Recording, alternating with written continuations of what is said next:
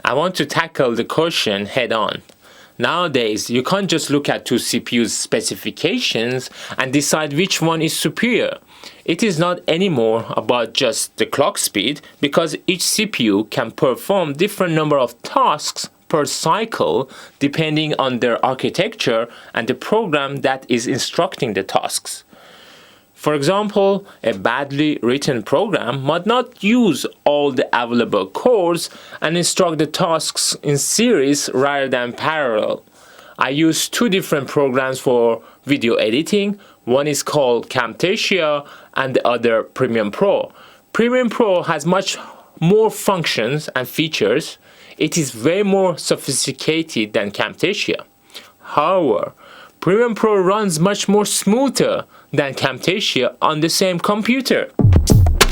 The communication between the hardware and the software is another reason why iPhone can outperform an Android phone which has a higher specification. It is because iPhone software is more optimized for the given hardware. The point that I'm making is that no matter how good is your CPU, if the program is not coded properly, you might not see any improvements.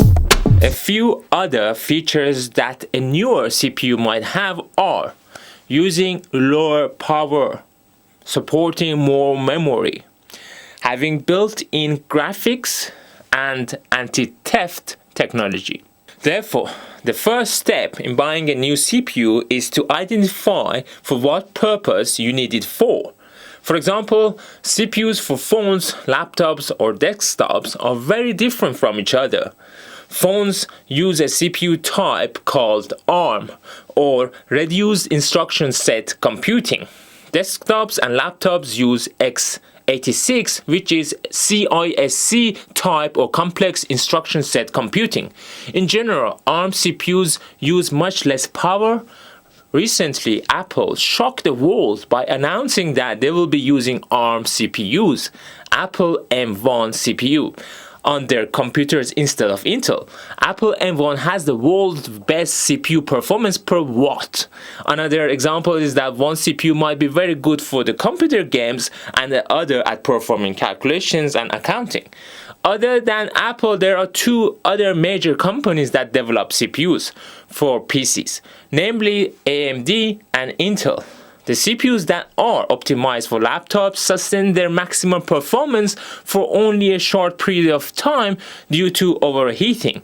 This is because laptops have more confined space and hence cooling is much harder. This is another reason why Apple has moved towards ARM type CPU, as well as that it has spent millions of dollars in research and development as compared to Intel and AMD. With regards to computer CPUs, they are further divided into desktops, laptops, and servers. For example, a server CPU would have more number of cores at a lower frequency than a desktop CPU.